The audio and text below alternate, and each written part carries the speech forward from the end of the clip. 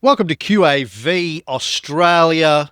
This is the hair episode. We've decided we're going to call ourselves lots of hair, no hair, and somewhere in between hair. I don't know. My name's Cameron Riley. With me, as always, Tony Kynaston, and our special guest today, Navarre Trousselot. We've just been talking about different ways to pronounce Navarre's name from Navexa. Navarre Trousselot, founder, CEO, chief bottle washer, and everything at Navexa, Australia's leading stock portfolio system. Is it fair to say that? Can I say that? Will anyone sue me if I say that? I mean, we'll find out. You've said it now, Yeah, so we'll the find cat's out. out of the bag. Yeah. Well, how I define leading is completely subjective, right? That's It's right. It's like leading. Australia's best Yeah. pie. Yeah. Or my mother was telling me earlier that my one of my cousins in Sydney was seeing Australia's best psychiatrist. I'm like, are they ranked? Like, how do you get to be the best psychiatrist? Is there like a ranking system? Do they go and like sit competitions to see who That would be psychiatrists better? interesting. A competition. Hmm. I'd watch that. Yes. How many of your patients killed themselves? That's you failed. The one with the letter. Anyway, it's getting dark already. Um, Navo, it's been a while since we've had you on the show, and as I said off air, I think you had more hair up top and less hair down the bottom the last time, perhaps. But before we get into investing, I've been watching your is it TikTok or YouTube or something you were doing on your way to work, 5 a.m. every morning. Yep. And I think I sent you a message on this once before, but I just wanted to do it on air. You talked about your entrepreneurial activities as a teenager with Pokemon, Yes. which I showed to Fox, my now 11-year-old son, because he was obsessed with Pokemon at the time. And tell everyone that story because I was fascinating. As a father of three children who have been obsessed with Pokemon at various stages, I thought your story was great. So why don't we start with your Pokemon story? Yeah. Well, the my Pokemon.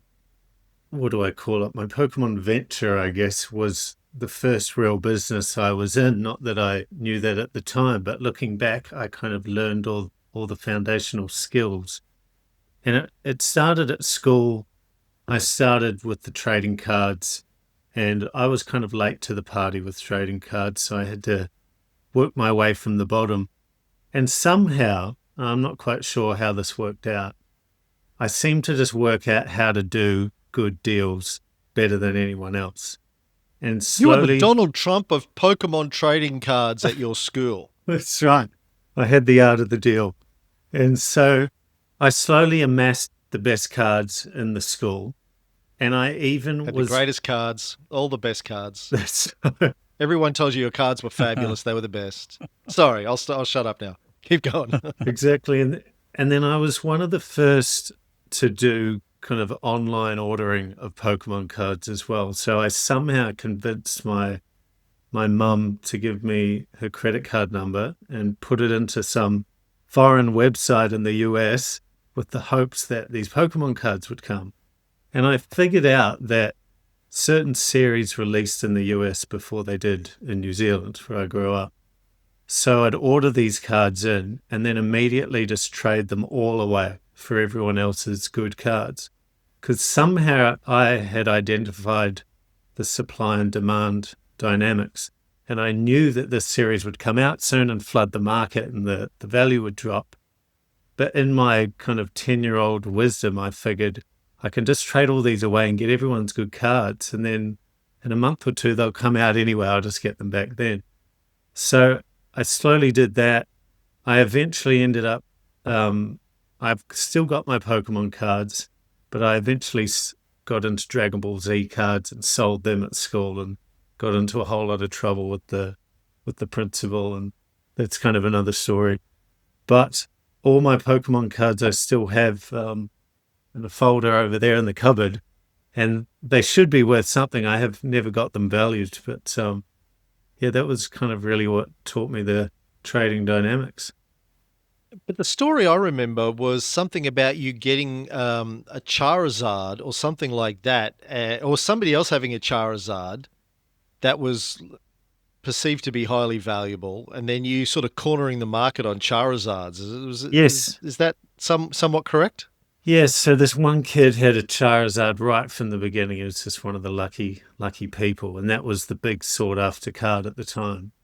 And it took me many months to put a deal together to get that Charizard. And then, funnily enough, once I got that, I went to a market in the city, and there were a few people selling Charizards, so I actually bought two more. And then I came to school, I had three Charizards, so I was the kind of super king of the school because no one else had one of those cards. And then I was able to use those a bit later on to pull off some mega deals because people really wanted those. And I was able to kind of get rid of those Charizards right as the trading card scene shifted from Pokemon to Dragon Ball Z at my school. And yeah, I've still got that original Charizard as well. So what are the life lessons or the investing lessons that we can take away from your Charizard story or your Pokemon story in general, Navo?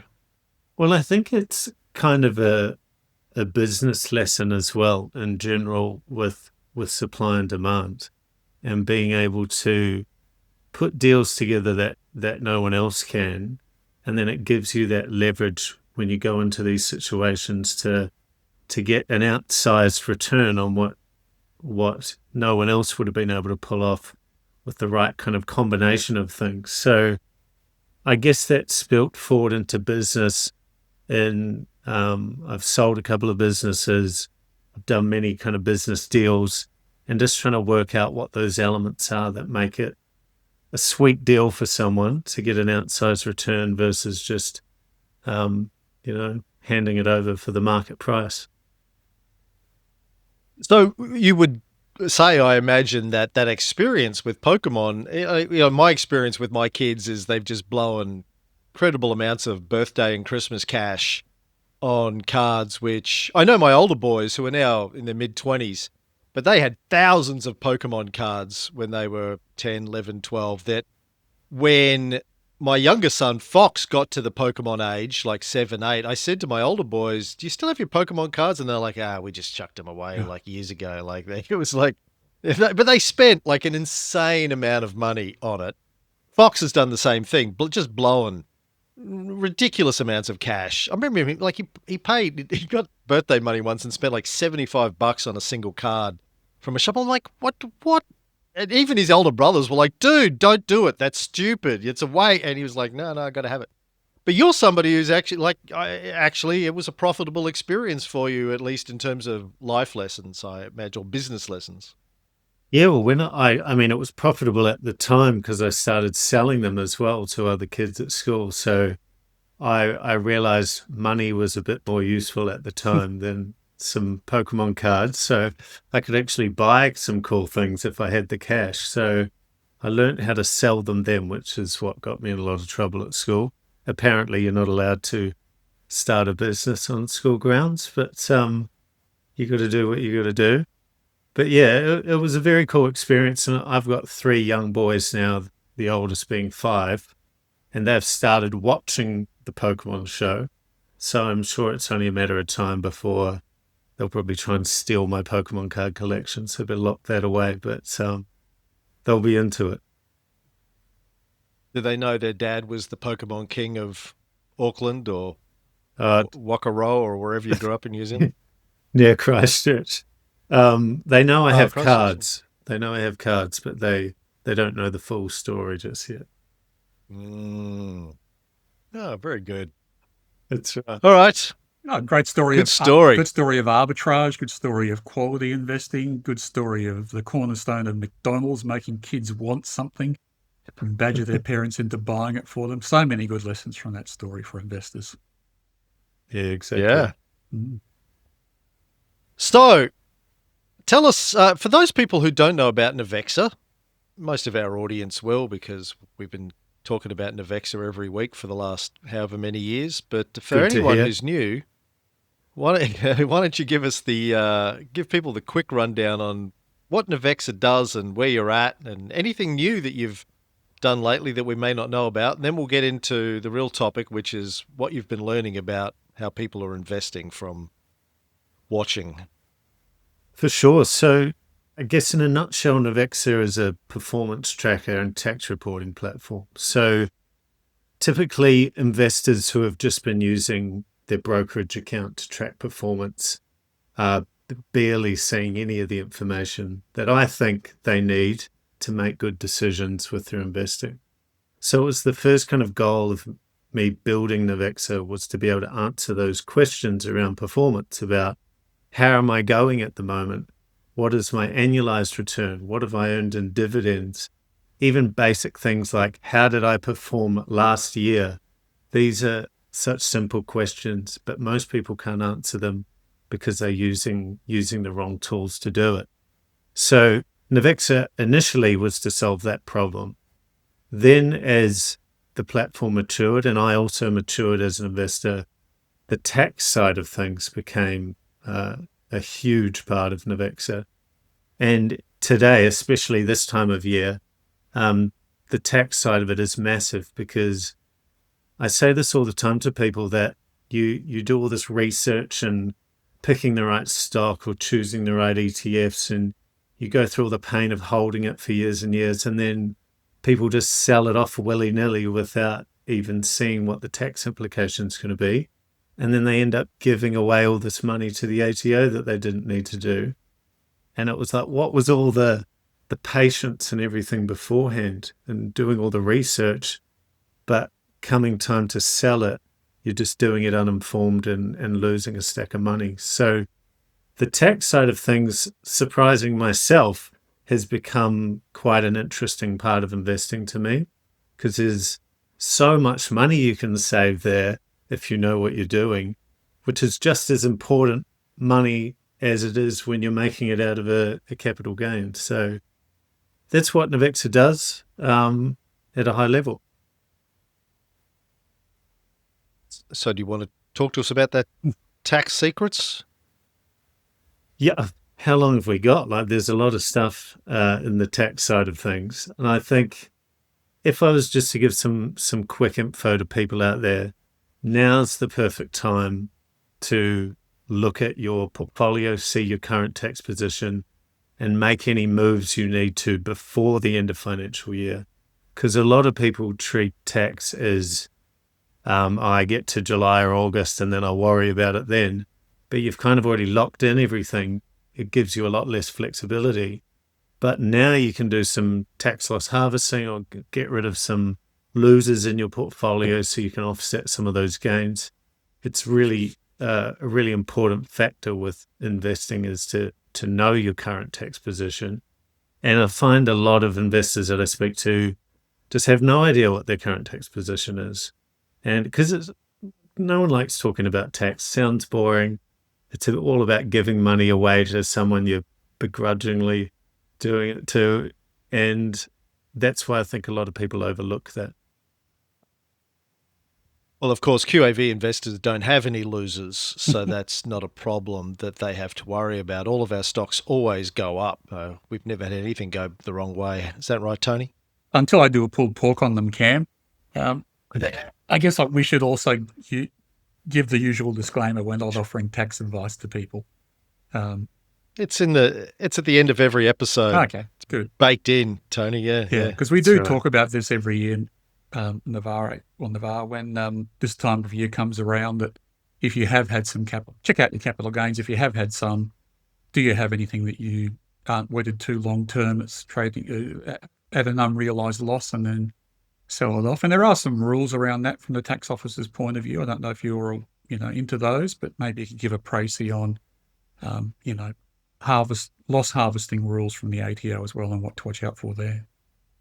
Yeah, well, the wash sale one is one that a lot of people don't know about, and it catches people out. And that's when you kind of sell something right before the end of financial year, and then you rebuy into it within 30 days. So if you could do that, it means you could realize a loss to help out your tax return, and then you just buy the asset straight back. So it's like you lost nothing, but you gained a capital loss for tax purposes.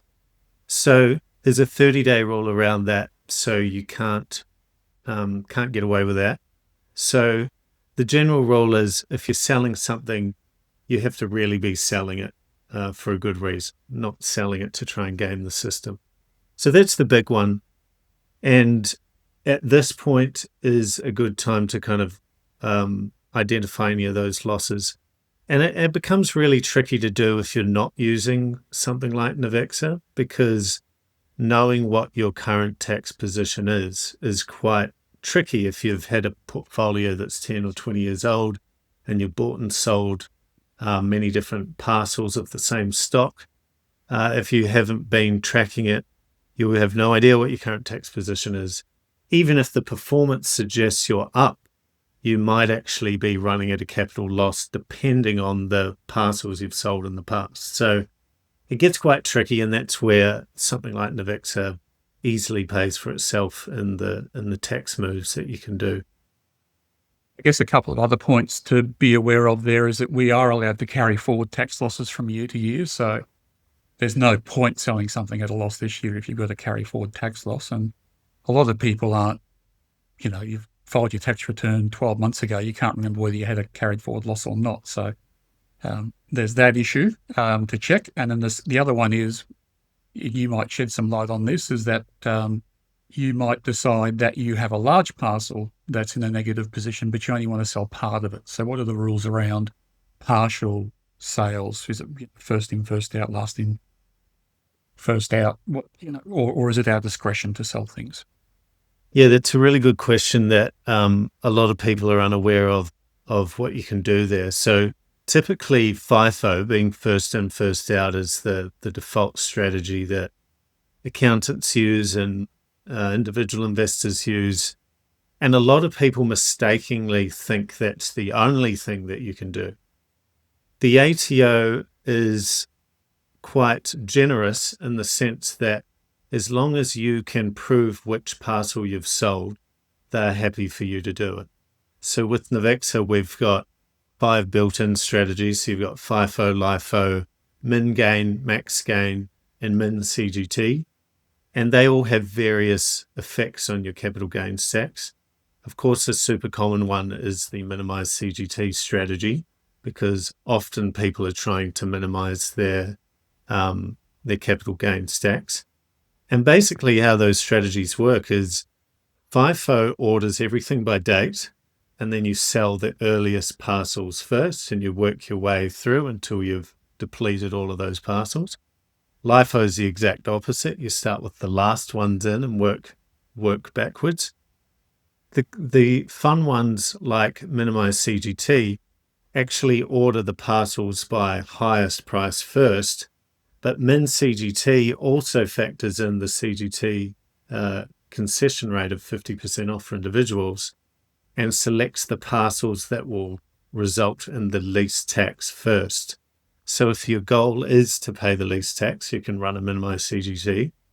But some people, and I get this question quite a bit, is why would I ever run the maximize gain strategy? Why would I ever want to pay the most tax?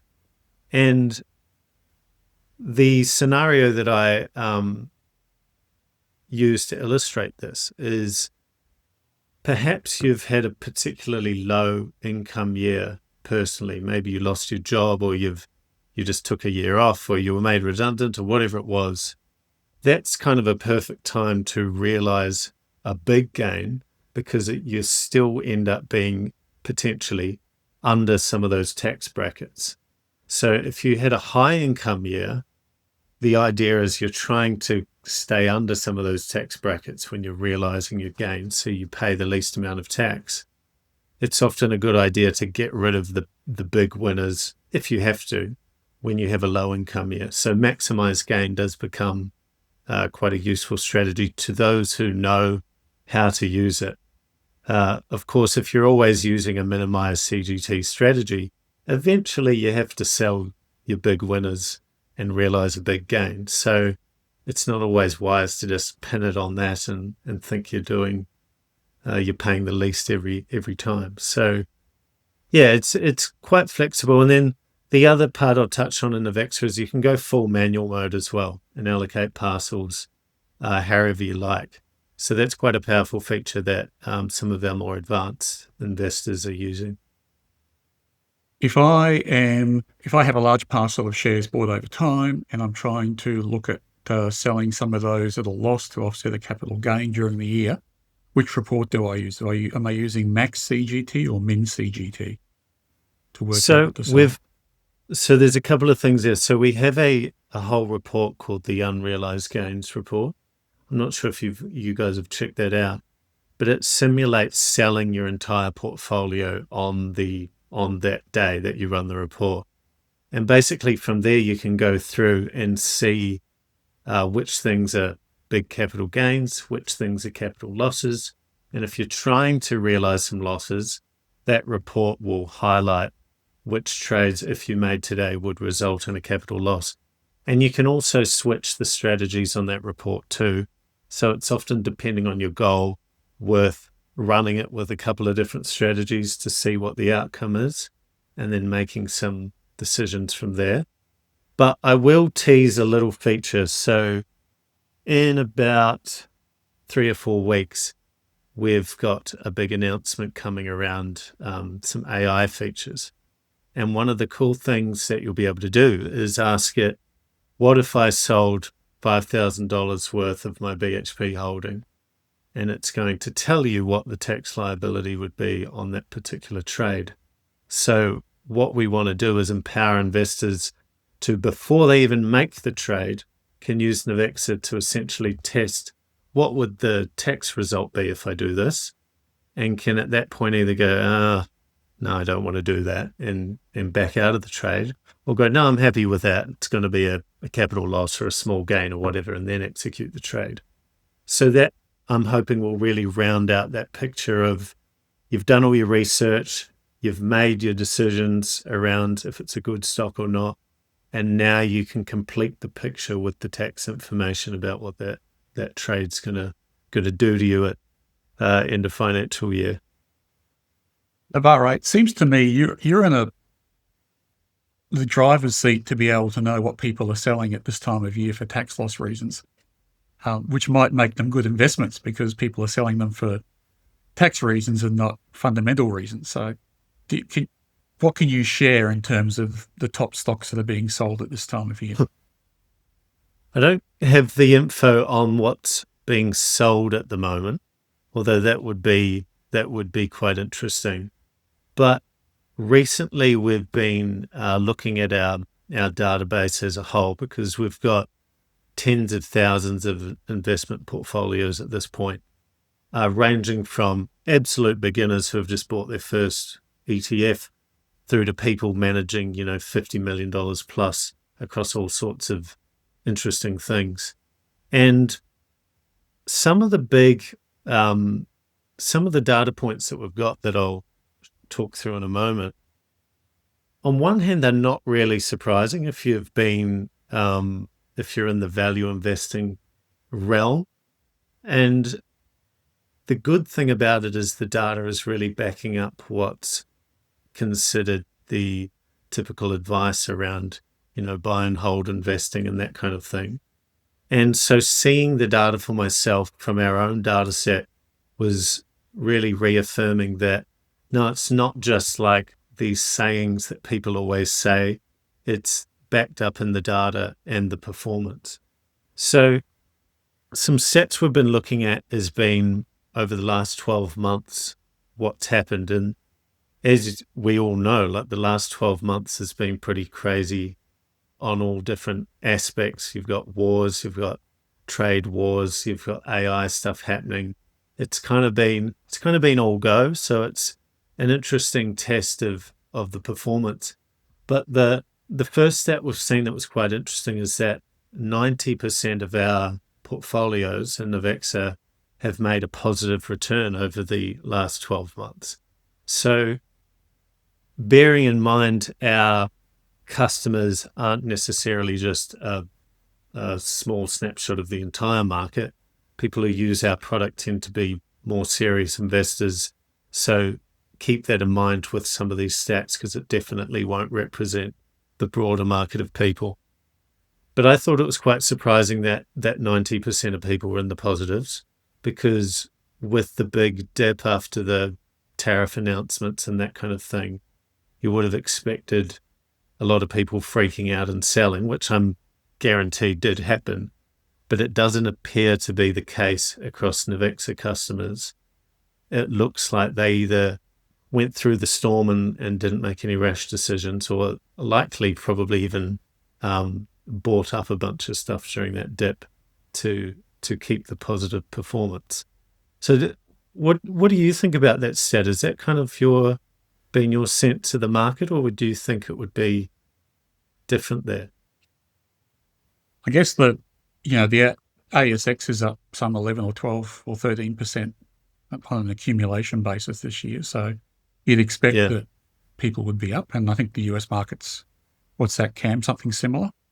Or even more. It's about 20%, isn't it? I think the US market. I think you track it. The last year it's the last year it's been way more than that. It's crazy. Yeah. So I'm not surprised by it really.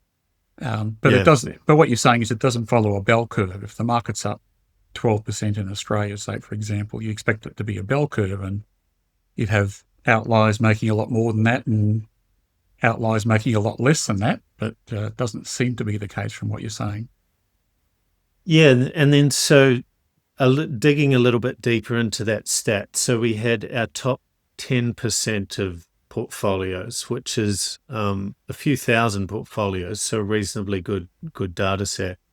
There was an average return of 55%, which was super decent over the last 12 months.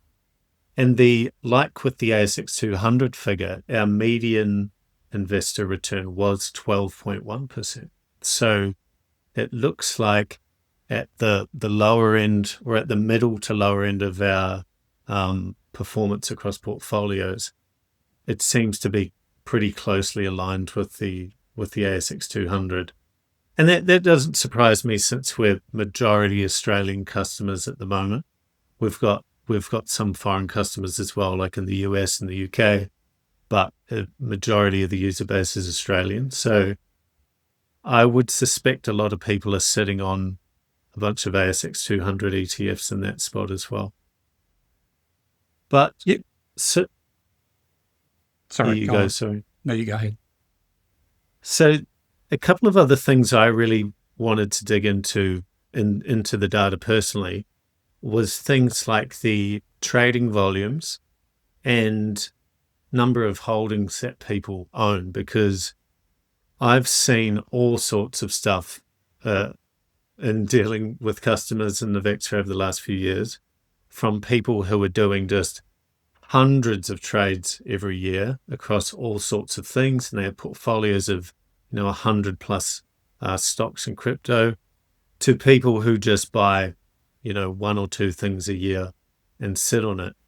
And so I dug into those numbers, and what we saw particularly around trading frequency was that our top 10% of portfolio performance, they averaged about 29 trades per year.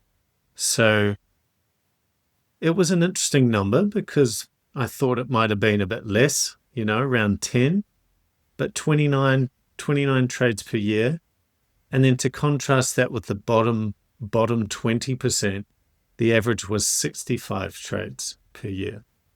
So that was quite surprising to me as well, that people, and that doesn't necessarily mean they're beginners. It means they have the worst performance. So I guarantee there's plenty of experienced people in that bottom section. But 65 trades a year seems pretty crazy to me. Like, how can you make that many good decisions in a 12-month period? Do you have a portfolio size to go along with those figures? Like, how many times are the portfolios turning over? So the minimum portfolio size is $50,000. No, sorry, So I mean it's number of holdings. Yeah. Yeah. So the number of In other words, holdings what I'm getting was, at is if someone's got a portfolio of 100 stocks, then 65 trades may not be that much. But if I've got a portfolio of 2 stocks, then 29 trades is a heap. So how does it correlate?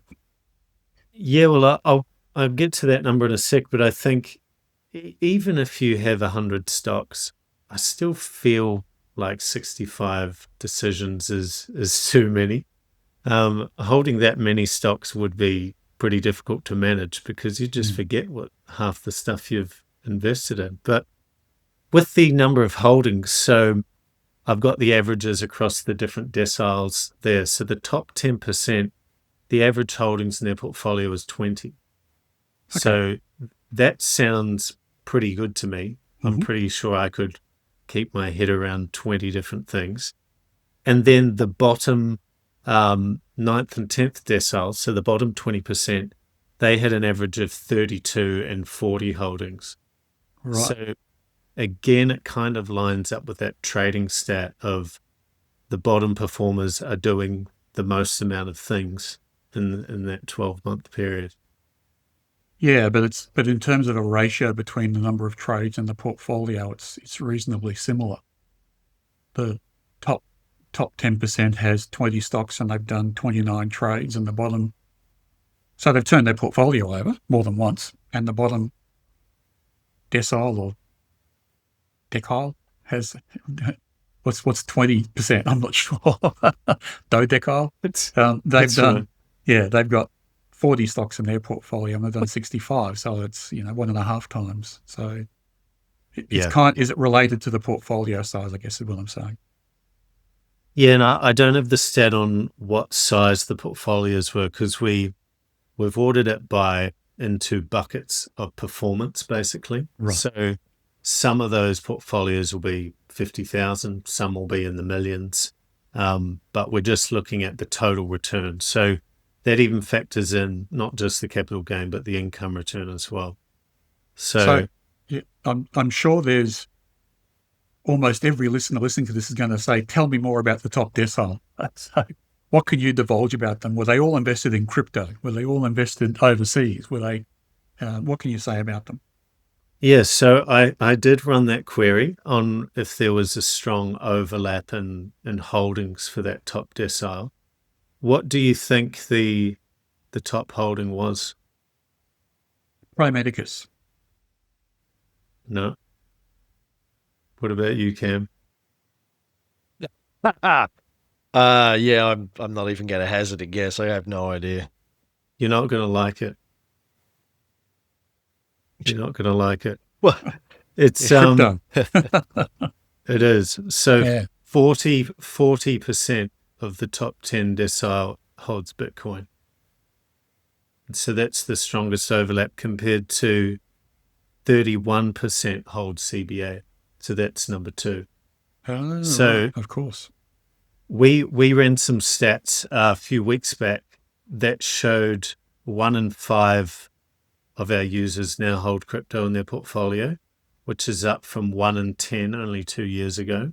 So there's a strong trajectory that more and more people are getting it into their portfolio. And even with a lot of the serious investors I've been speaking with over the years, Navexa customers, a lot more of them are now holding crypto as well, which has really surprised me because just anecdotally, it seems to have moved from certain characters owned crypto maybe 5 years ago. Now you can't pick who owns it. So people you would just never expect have it in their portfolio. So there used to be a correlation between Pokemon cards and crypto, but now it's sort of broken down. It's everyone now, is it? That's right, exactly. So, and I mean, on the crypto side, it's mostly Bitcoin. Like the other ones, people are into all those other altcoins, but people who are making serious returns seem to just be sticking with Bitcoin since it's the oldest and most proven. But after that, so the usual suspects are in there. We've got CSL number 3, Tesla number 4. Then we've got Ethereum in number 5. So 2 cryptos there in the top 5. and then you've got Telstra, BHP, Apple. So there was nothing in that kind of top 10 section that was super surprising, other than Bitcoin being the most overlapped one. It seems that the classic Australian portfolio seems to be the go, and still performing quite well. What can you give us a split between active and passive? How many ETFs are in the what percentage of ETFs are in there? I don't have that particular stat on hand, but looking at in that top 10, the first ETF doesn't show up until the 18th most overlapped. So out of all the top performers, it doesn't appear that ETFs are featuring that heavily. And with that, that's VAS, which is not surprising, and only 6.7% of the top 10 performers hold that. So a lot smaller, honestly. I was expecting that you'd see more ASX 200 or S&P 500 ETFs with a strong overlap, but it's not what the data suggests on those top performers. Interesting, isn't it? Yeah. Overseas versus local, are they holding ETFs for the US stocks? Not in those top performers. It seems to be a lot of local. Just it's not until you get down to the 30th most held one, which is NDQ, at 4.6%. So it seems from that top performance, it's strongly ASX stocks and crypto, and then a couple of US ones. So you've got Apple and Tesla up there as well. So it's quite surprising, because when you look at those individually, some of them have had a good run, but others are kind of just doing their usual movements from what I've seen. But it looks like the combination of all those has held up pretty strongly. Nav, how long has Navexa been around now? We've been in business coming up 6 years. I think it's August. Do you have 6 years. so the data you're giving us is the last 12 months, right? Yeah. I'm interested in longer time frame results. Do you have similar data for the top performing decile over 6 years? Not at the moment, but that is something we're working on getting, because those longer term patterns are quite interesting. The issue is the data set starts thinning out the longer range you go, because not all the portfolios have been around for kind of 5 years or 10 years. So 12 months was the kind of statistically best comparison, because pretty much all the portfolios we have in Navexa have had data for 12 months, sorry. Looking at 10 years, it starts thinning out, and then the further you go, the less you have to play with. So the data becomes a bit less statistically strong. Yeah. I guess, from my perspective as a newbie investor, 1 year is interesting, but it's been a sort of a bonkers year on a number of fronts. How it all falls out, what the strategies are that deliver long-term success is far more interesting to me than what happens in a 12-month time frame, which, we all know can turn around and evaporate very, very quickly. Yeah, definitely. And we're going to start compiling some of that stuff to show to our community, so you'll be able to get access to that. We're going to build a section where you can go and view the data yourself and be able to compare where your performance sits within some of these categories. Because as you'll know, it's like if you've got a $10,000 portfolio, you're going to make much different moves than if you've got a $10 million portfolio. So being able to compare your performance against similarly sized portfolios, I think, is going to be quite important, because people tend to be a bit more rash and make crazy moves the less money's involved. But if you're making moves on $10 million, you're going to hopefully put a bit more thought into what you're doing there. So I think that'll be quite useful.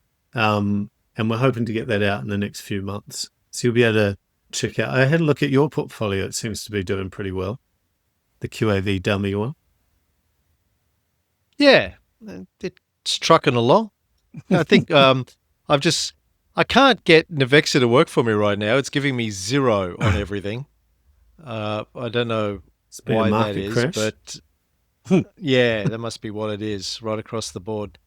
But if I did our report this morning for this financial year, which almost 12 months, I guess, dummy portfolio is 18.3% for the financial year versus it says here the SPDR 200 is up 14.5% over that period of time. So outperforming that by a bit, not as much as I'd like, but over the long term is what we look at. But yeah, so we're up about 18.3. I don't know how that would map against where that sits in your deciles. Sorry, got a bit of a cough. I don't have the deciles, the performance deciles in that format, but I think that probably puts you, from memory, probably in the top 40%, because it's the top performance ones in the top decile, particularly with the huge concentration of Bitcoin, that if you've been following the Bitcoin price, over the last 12 months, it's gone crazy. So I don't know this for sure, but I would suggest a lot of that performance was purely just from holding that one thing. All the other things in the portfolio probably didn't have as much of an impact, but that will kind of level out over a longer period as well. But 18% is definitely not shabby at all. That's you're beating the benchmark, and that's quite hard to do. Well, is it? If you're doing 18% per annum, I don't think you'd be too upset in a few years' time as it starts compounding. Yeah, well, look, again, I'm new to all of this, but in the 6 years that we've been running QAV, it doesn't seem that hard to me to beat the benchmark. We had a couple of difficult years, 2022, 2023, when interest rates started going up and the war started and trade wars and that kind of stuff. But I'm interested in the sort of outside of Bitcoin, which to me still doesn't seem like a strategy to me. More and more people buying Bitcoin just sounds like capitulation to me, not a strategy. It's people just going, okay, I'm going to get on the bandwagon. But in all the years that we've been doing this and we've been asking people to explain a rationale for investing in Bitcoin, I've never yet heard one that makes any sense apart from it's going up, which isn't a strategy. That's being a follower of a cult, not really any sort of a rational strategy that I can wrap my head around. In your experience, have you heard a good reason to invest in Bitcoin that you can articulate? I mean, the reason I don't have a huge position in Bitcoin, but I do own some, and I was similar to you. I was very skeptical about it for several years once it came on the scene, because like with any stocks I would buy, I want to see what the business was and what it does, and do I understand what the hell it's doing, and is it making money? And you can measure a business by all of those things, whereas crypto you can't. But it became a thing for me personally. It's, I guess you could say, jumping on the bandwagon, but it was more that it's such a new technology that is difficult to understand, that I'm going to get some exposure to it just in case it hits the big time. And I mean, since then it is only going up and up and up every single year, it seems. So I've been happy with that decision, but I still wouldn't be comfortable putting a huge position of my portfolio into it, because I still can't justify exactly why, other than like, it's a crazy new technology. I don't really understand it. It's clearly withstood years and years at this point. So, yeah. Isn't human psychology interesting when it comes to investing? I mean, Mm. I accept everything you've said, and I think it's, a perfectly valid thing to do. But just to unpack it, I mean, isn't the goal of investing to put all your money where the best return is? And if you don't understand Bitcoin, how do you know it's going to give you the best return? But, so it's like, I've had this conversation with lots of people where they say, well, I'm just putting in 2% of my portfolio so I can understand it. So I get that, right? They don't understand Bitcoin. They want to know how to trade it, what it looks like to hold, et cetera, et cetera. So I get all that. I guess, let me ask the question in reverse, because what you're describing is basically a momentum trade. You've got your toe wet, it's going up, happy days. What's your rule for selling? When do you get out? Well, that's a good one, which I don't have an answer that satisfies any of us, other than that's why I've stuck to a small position. So even if it goes to zero, it'd be annoying, but I'm not going to lose the house over it. But I think there is no plan for selling at this point. It's just to hold it for the long term and see where it ends up. I think because crypto is so volatile, even if it dropped by 50%, you look back over the last few years and you're like, that happens all the time. It's nothing to worry about. Whereas if a stock drops 50%, you're like, okay, there's something terribly wrong here. I need to make a move. So yeah, it's something I need to work out still, but it's. What if it drops by 75%? I'm looking at the chart at the moment. In November 2021, it was trading at around 90,000 Australian. By December 2022, it had dropped down to 25,000. Yep. Now it's up around 165,000, right? But that's a big drop over that, 12-month period. That's, 75% drop.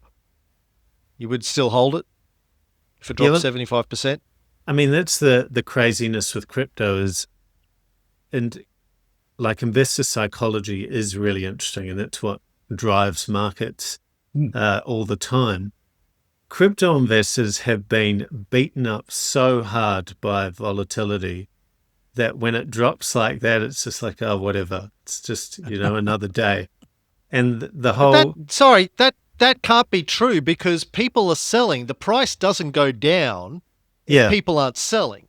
So people say that, but it doesn't ring true to me because a lot of people are selling. For the price to drop by that much, a lot of Bitcoin holders were selling it as quickly as they could over the course of that 12 months. So is it not the bigger guys just gaming the whole market, just selling it off, the price drops, they create a run, and then they buy back in and pump it, isn't it? It just looks like a pump and dump from the outside to me. Yeah, and there is a lot of that. And I think a lot of the price over the last couple of years has been driven by the fact that a lot of big companies have started investing into Bitcoin. You've got governments getting involved with Bitcoin as well and driving up Trump. Yeah, and driving up confidence. And you've got companies like MicroStrategy, like with huge Bitcoin reserves. So even if you're invested in the S&P 500, you're holding a big stack of Bitcoin with it. So all of those companies getting involved have driven it up. But it depends, to go back to your previous question, depends on the circles you run in. So I have people who are in the crypto industry in my circle, and they are doing all sorts of things where they've never sold out of their positions because they understand it at a technological level and what the applications are that they're using it for. I think you definitely get the mainstream people. Like, I know people who've never invested in anything and suddenly they're talking about crypto that they're buying, and then just as quick as they were talking about it, they never talk about it again. And those are the people that are coming in, driving the price, they freak out, they sell it. But there are the long-term holders of it which seems to be getting more and more at an institutional level and companies holding it on their balance sheet. Oh yeah, there are whole I ETFs. bought, There are whole ETFs devoted to it now as well. So there's certainly supply side demand at the moment. Trump getting involved in it does not instill confidence in me that it's a good long-term strategy. But do you know the Mooch, Scaramucci, Trump's former, I don't know what role he had in the first Trump administration, but he put out a book, the little book of Bitcoin, about 6 months ago that I got and read because I saw a video where he was like, yeah, I was a skeptic, and then I got my head around it and I spoke to all the key guys, and then I became super pumped up about it. So I was like, all right. So I got Mooch's book and I read it looking for, some sort of rational explanation for it. And it's going up. That was it. I read the whole book and the strategy was it's going up. Yep. That's why I'm getting in. And I'm like, well, that doesn't help. So I don't know. No, it's like not, a good mate it's of not a mine, good reason. the guy who produced our documentary, Torsten Hoffman, has produced 2 documentaries about crypto. He did one I don't know, what was it, 6 or 7 years ago. Then he did another one a couple of years ago, an update. He interviewed all of the key people across crypto and Bitcoin and blah, blah, blah. And we had him on the show. I don't think we put it to air because it was too embarrassing. But we had Torsten on a couple of years ago. And because he'd been giving me a hard time. If you're not buying crypto, you're an embarrassment and blah, blah, blah, blah, blah. I was like, okay, so give us the rationale for why we should buy crypto. And he's like, well, it's going up. And I'm like, yeah, okay, Jesus Christ. It's going to be worth $500,000 a coin in a couple of years. Yeah. Like, there's just, apart from it's going up, I've never had anyone goes anyway, I'll stop ranting. Our listeners have heard us rant about this endlessly over the years. And the behavioral finance psychology applies to us as equally as it applies to an investor as well. We're not investing because we don't understand it. But someone out there, as Cameron said, I think, is doing a pump and dump. So they've got, if not an understanding of Bitcoin, certainly understanding of the way the market responds to Bitcoin and their consumer psychology. And they're trading Pokemon cards, right? They're pumping and dumping. Yeah, definitely. Yeah. And Pokemon's a big business. It is. And I have personally done some transactions in crypto that were a convenience thing. So an actual application of it, doing cross-border payments, which was actually quite easy and way better than transferring through the SWIFT system or whatever and waiting a few days to get the money at the other end and that kind of thing. So there are some practical... You've got to buy your weapons somehow, your drugs. Sorry. No. Exactly. So there are some good practical applications. And paying the bank, whatever it is, $50 for a trade of foreign currency is... For no reason. It's ridiculous. It's just as bad as trading in Bitcoin as far as I can see, really.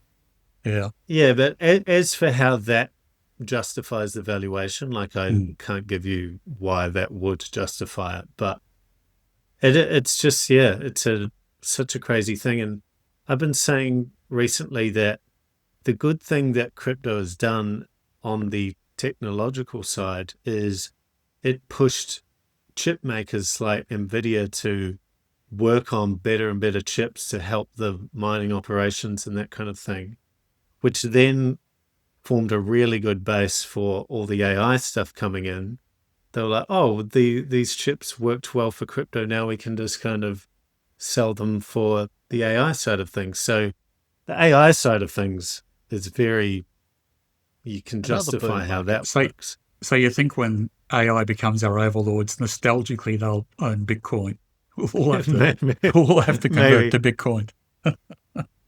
Yeah, exactly. But personally, the AI thing is really interesting because I'm a software engineer and I use AI every day in developing Navexa itself. And so the applications I've seen that I'm doing have been so powerful. I've had a few moments lately where I'm like, oh, shouldn't have been able to do that. That was a bit too good. So short term, I'm really excited about it. Long term, I'm quite terrified of it. So my plan is just to use it in the short term to gain an advantage, whether that's in software development or business or whatever, but long term, I don't know how it all ends up, because what the mainstream aren't seeing is it is getting rid of jobs already throughout the tech sector and that kind of thing. And it's like, it's suddenly people will just see it for what it is and be like, holy crap, this has come for my job and I wasn't paying attention. So How do you think it's going to change investing? So it's a question we get asked a lot, and we've talked about it a bit. yep. I don't have a clear answer. No, well, that's a really good question, because that's exactly what I'm doing at the moment with Navexa. So we're releasing a bunch of AI features next month, and we're kind of trying to bridge that gap of how do you use AI and investing to produce good outcomes. The problem I'm seeing from a purely AI play is that the AI models are not very good at maths, which surprises a lot of people, because they're language prediction engines. They're not actually doing the calculations. So if you give it 1 + 1, it in its knowledge goes, well, usually that's followed by 2, and gives you the right answer. But you can give Don't it... they just tend to write a Python program and calculate all the maths using some Python script that they have running in the background? You can do that, but a lot of the maths equations you put in, it will give you the wrong answer. And you'll challenge it and it'll be like, you're right, I'm going to try a Python script and do it that way. So it's not super reliable yet on that front. So what we're trying to do is bridge AI and the code we actually have that we know produces the correct output, and kind of interface them together so that you get the benefits of using AI, but the solidness of having actual proven code doing the calculations. Which is, I do a podcast on AI called Futuristic with a mate of mine, Steve Samatino, who's a futurist. And what I've been saying for the last couple of years is I see LLMs as a language user interface, a Lua. It's a way of communicating with computers using natural language, in that we will get to the point where they will interface with expert systems like Navexa to extract reliable knowledge. So you have, rather than the AI, the LLM being the font of all knowledge. I think they'll be able to do a lot of things very well, but they'll have to interface in with expert systems to be truly reliable. But ideally, expert systems like Navexa should have a language user interface on the front of it. So I can go to ChatGPT and say, give me some data out of Navexa, and it'll go to your website and go, hey, can you pull this data out for me, and so I can give it to Cameron? And it'll go, sure. Yeah, well, stay tuned. Because well, what I was going to say, like with all of the data that you've been talking about that you have, like this high level data on what people are doing, it'd be great if we could get a dump of all of that in raw numbers that we could drop into a AI and say, find me patterns, find me this, et cetera, et cetera. Is that where you're going with this stuff? Like, give us the ability to data mine? Yeah, so version 1, no.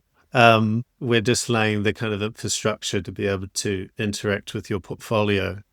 But version 2, 3, Right. 4, that's where we'll start iterating into that space, because the calculations within a tool like Navexa, AI could figure them out, but there's so many gates at the moment, like the data feeds on market data and the corporate action feeds, and there's still a lot of companies with a wall around that data, which the LLMs don't have access to yet anyway. So even if they could do maths, they wouldn't be able to pull that number. So we're hopefully going to use some of the insights that we've just talked about to build kind of an aggregated community insight section, and then overlay that with AI so that you can kind of relate your decisions versus what the Navexa community is doing. And I think that will be able to help people see that, okay, the top performers are not doing tons of trades and holding heaps of things.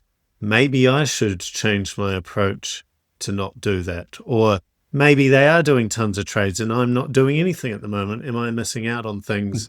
Need to get into gear. Reminds me of Sorry, Buffett was asked about AI at the Berkshire AGM a year or two ago and how it was going to change. And he said, the biggest mistake people make in investing is like greed and short-term thinking, and AI is not going to change that. Yeah. It'll just make people make more greedy short-term decisions or something like that.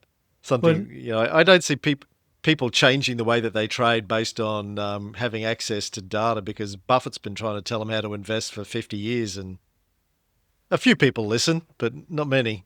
But that And could that's be the a thing. legitimate use for AI, whether it's provided by Navexa or not. Is if I'm about to execute a trade on my portfolio and I get a message saying, "Hey, did you realize that this company's being taken over?" Or, um, you know, you, if you buy this company, it'll be the largest or the smallest position in your portfolio. Do you really want to hold 25 stocks when, you know, my research says 15 is a better number, for example? So it's almost like a guardrail on our trading to stop us from falling for behavioral. Should you really buy Bitcoin? There's no rational reason to own Bitcoin. You go, shut up, AI. What do you know? It's going up. It's Well, right. it'd be the It'll reverse if probably it agree used with you. Navexa. If it was using Navexa, I'd say, "Hey, you haven't got any Bitcoin in your portfolio." Yeah, what are you doing? You're an Exactly. The top performers are all holding it. But it's I think in the short term, AI will provide opportunities for people to get ahead in investing. Mhm. But then, like anything, once everyone has that tool, then everyone will be making decisions with the same tool set. And then it will come back to like the Buffetts of the world applying their thinking on top of what everyone's already doing to get that advantage. So you can look at it in terms of, that's the end goal, so I'm not going to bother with it. Or you can look, well, in the short term, if I use it, I can get an advantage now before everyone gets on it. And then later when it averages out, I'll have to change my strategy again. But I'm in that camp of using it while there's an advantage. Oh, and when it doesn't become an advantage, it becomes a hygiene factor. So you have to use it. If you're not using it, everyone else is using it, you're at a disadvantage.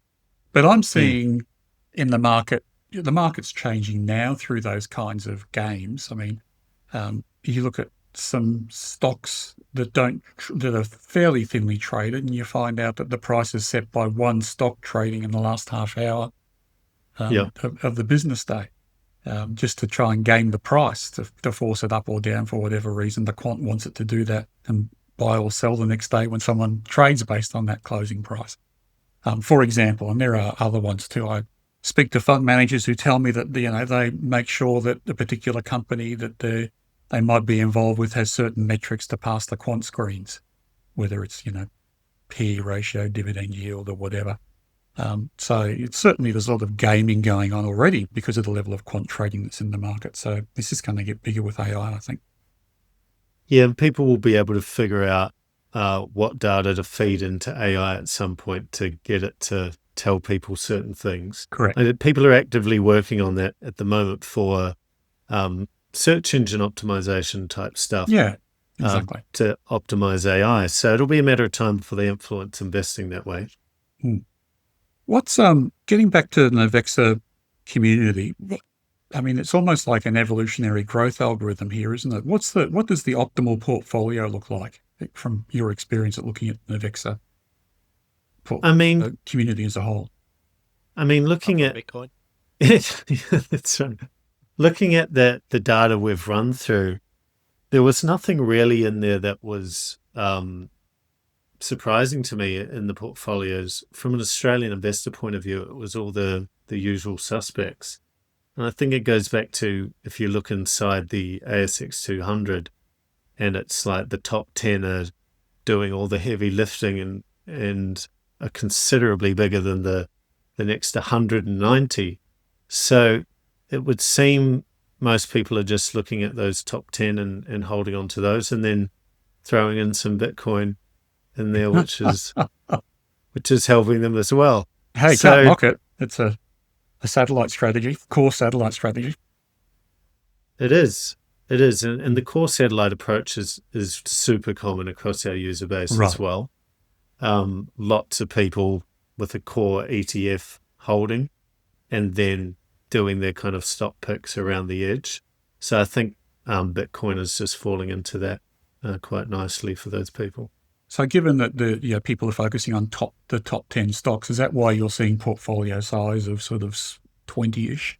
Because they're holding the top 10 and then they're holding Bitcoin and something else as well?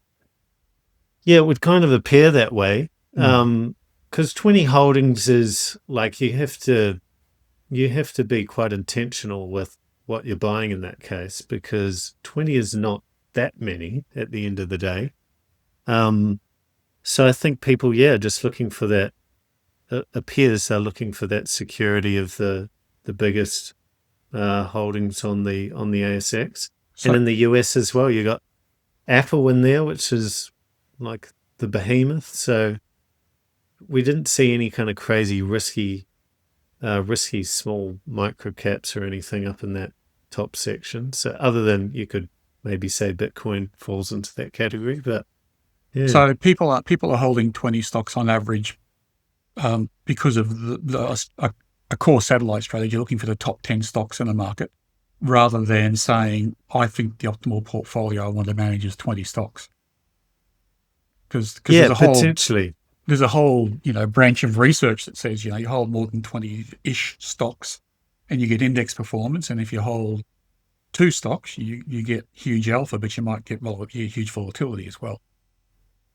Yeah, and like at the end of the day, I can't speak to why they've done it. All I can do is see the data, and that's what it is. So it will. I'm sure over the next few years we'll be doing some more surveys and things to try and understand the why behind a lot of these decisions. Because at the end of the day, it's the why that's most interesting. Because someone can own whatever, but it's like with Bitcoin, it's like, why? Why do you own the Bitcoin? I want to know, is there a reason? When are you going to sell it? Under what conditions will you sell it? That's right. And that's the most interesting part to me anyway, because... I agree. Yeah.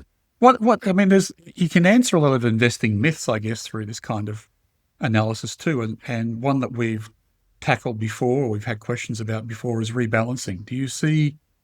Do you see extra portfolio trading at this time of year, like at an annual basis or at a monthly basis, when people rebalance their portfolios, or is it pretty even during the year? The trading volumes are pretty even. I think the events that trigger more trades than usual are like what we've seen the last few months with the tariff stuff and things. But I know a lot of people are doing rebalancing throughout the year, particularly like SMSF holders and that kind of thing. But I haven't noticed any spikes because of it. But that would be something interesting to look into to see if that was a factor. Because this time of year, particularly these last couple of weeks, if people are trying to get rid of some losses, I'll keep an eye on that, see if there is a spike in trades over the next couple of weeks. And at month end too, I would think, or quarter end or something like that. Yeah. Interesting one. Yeah.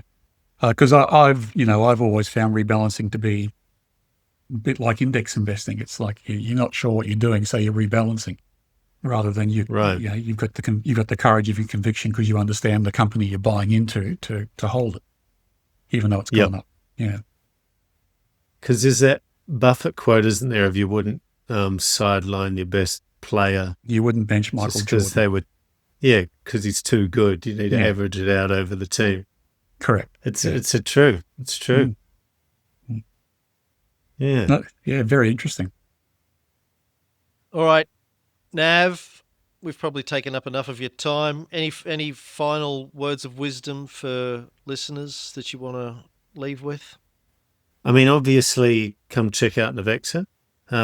It's end of financial year, so a really good time to kind of get on and get your portfolio sorted so you can make some good tax decisions, and then in the long term make some good investing decisions as well. So there is a 20% off QAV code, I believe, which I don't have on hand, but I'll get for you.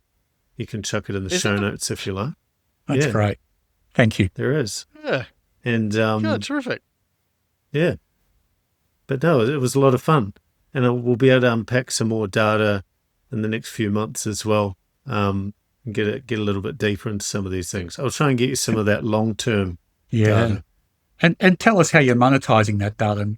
You must be sitting there going, this is the Pokemon card I can hold on to and trade from watching what everyone's buying and selling.